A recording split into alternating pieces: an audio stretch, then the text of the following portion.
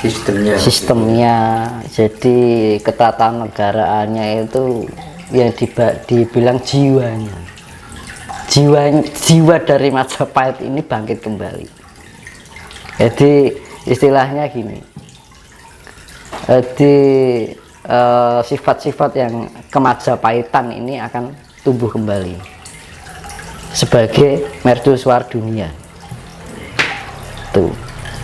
Berarti kalau memang ada indikasi untuk sistemnya Majapahit itu bangkit kembali, tidak menutup kemungkinan seperti Gajah Mada juga akan manipis. Bisa semuanya, semua raja-raja dari ini hitungannya kan per Masehi ya. Dari tahun Masehi kan ini kan Indonesia kan mengalami kejayaan setiap 700 abad sekali kan. Siklus kejayaan, Siklus alam, siklus masa. Nah, abad pertama kejayaan pertama adalah 700 tahun pertama adalah kejayaan Sriwijaya. Ya. 700 tahun kedua adalah kejayaan Majapahit. 700 tahun ketiga sekarang ini sudah terproses menuju kejayaan. Kan itu.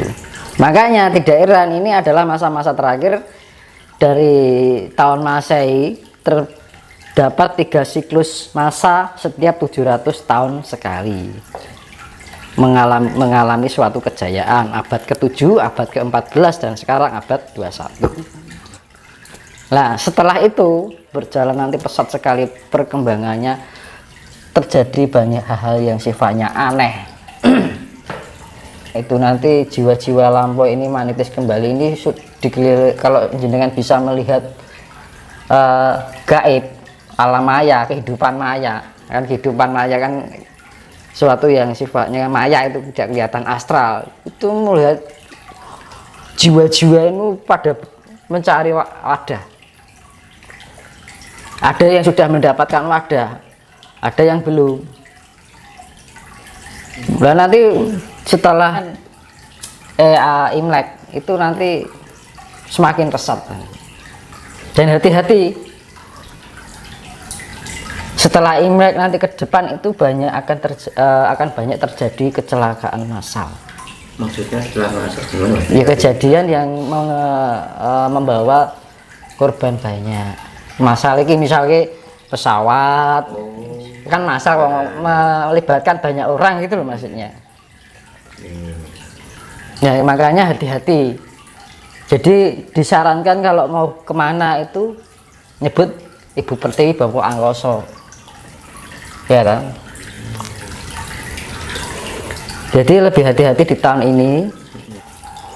Nah, bencana yang terjadi akan banyak berkaitan dengan air dan tanah.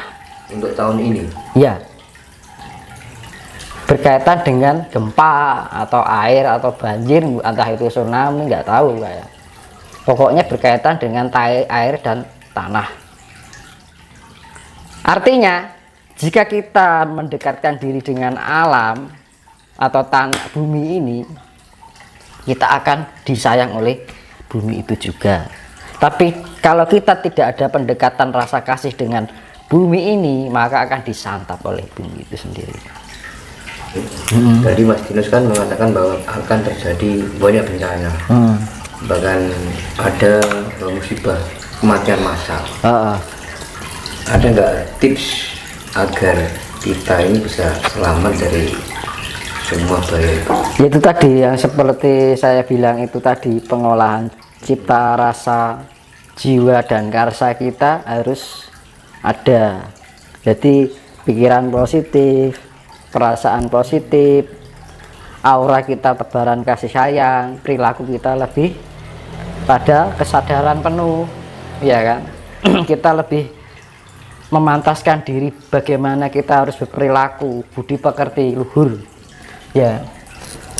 Kalau kita bisa menerapkan itu, nanti kita akan diarahkan oleh alam itu sendiri, karena alam ini juga sedang bekerja, dan leluhur-leluhur yang namanya jiwa lampau ini akan membantu kita di dalam proses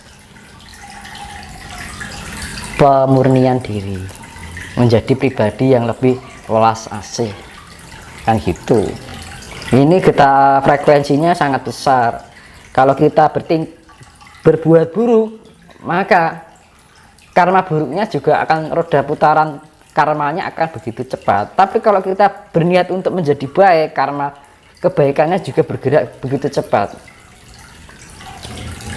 Ya melek bengi mandi tengah malam itu bagus untuk meningkatkan ionisasi. Mending kita mawas diri nek wong terus nyawang langit, ibaratnya wong Islam tafakur kan ngono to. Menata pikiran, menata rasa, menata jiwa, menata karsa kita agar terjadi keselarasan. Nah, di dalam keselarasan itu nanti akan timbul keseimbangan, apa ketenangan. Kalau sudah kita tenang, ada keseimbangan. Kalau sudah keseimbangan, timbullah suatu kedamaian, ya kan? Kedamaian itu ada tebaran kasih, kan gitu. Terus ini Mas, terkait dengan banyaknya musibah yang saat ini kan di daerah-daerah kan banyak terjadi musibah bencana alam. Itu kan kalau kita lihat terus kita kaitkan dengan statement Mas Giles bahwa nanti akan ada perubahan peradaban baru. Yang saya tanyakan Mas, kenapa setiap mau ada perubahan peradaban baru harus diawali bahkan diakhiri dengan musibah atau bencana? Ini kan misalnya gini, renovasi rumah harus diapakan? Bongkar total. Nah, ya kan? Karena apa? Kalau tidak dibongkar total nanti tidak kuat. Harus dipondasi dari awal lagi dengan cara dihancurkan. Sama hal saja, alam ini sudah merasa tidak nyaman dengan perilaku manusia. Terus akhirnya dia melakukan refleksi, ya kan? Bumi itu berputar, yaitu rotasi, dan melakukan translasi dan refleksi, ya kan? Pergeseran itu translasi, rotasi itu perputaran, refleksi itu menciptakan keseimbangan lagi, ya kan?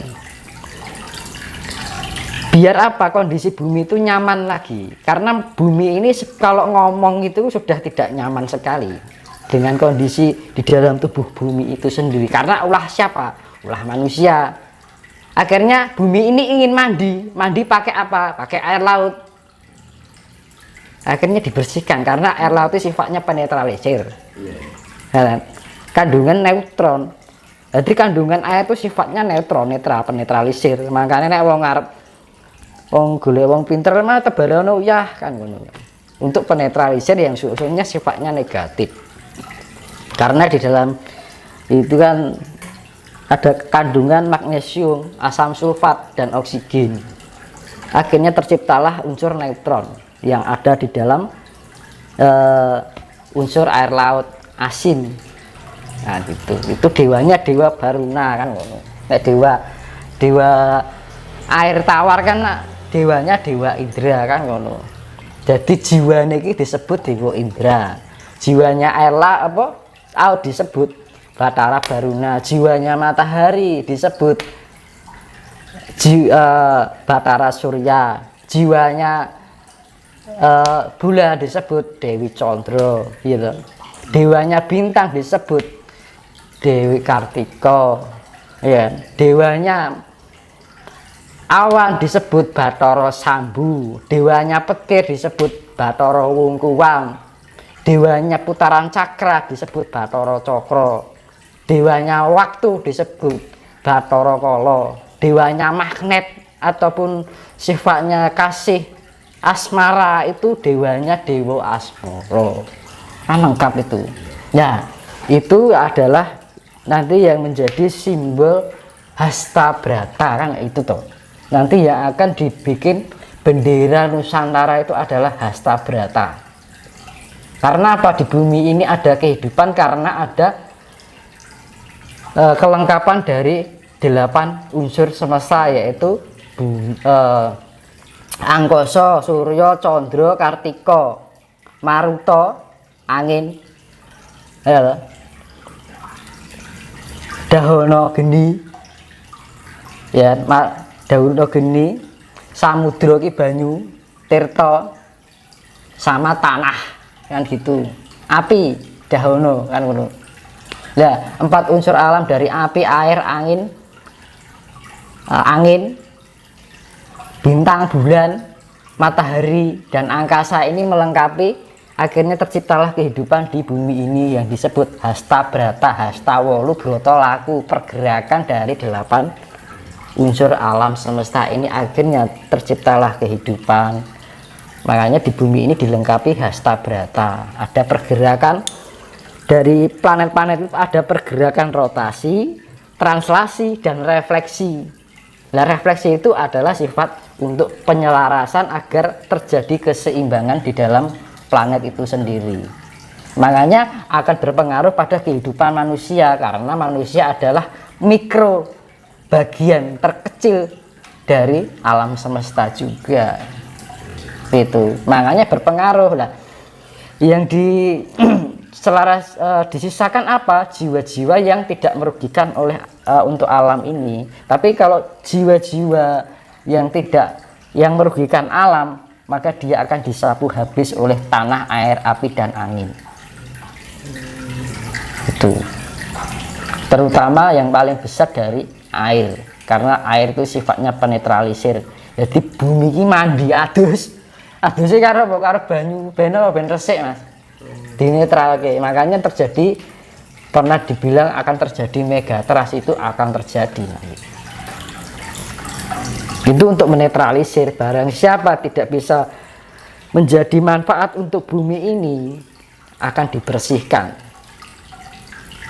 Makanya kita harus menjadi jiwa yang bersih untuk alam ini agar kita lebih bisa bermanfaat untuk alam ini. Jadi masih dibolehkan hidup, masih dipantaskan oleh bumi ini untuk menjaga atau menjadi khalifah yang ada di bumi ini. Manungsa kan tinggal ngomong sing liyane, ana tanduran, ana kewan.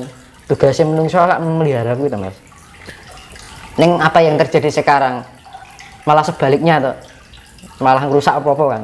Apa-apa dipangan kan ngono manungsa iki. Ngunggule kewan to.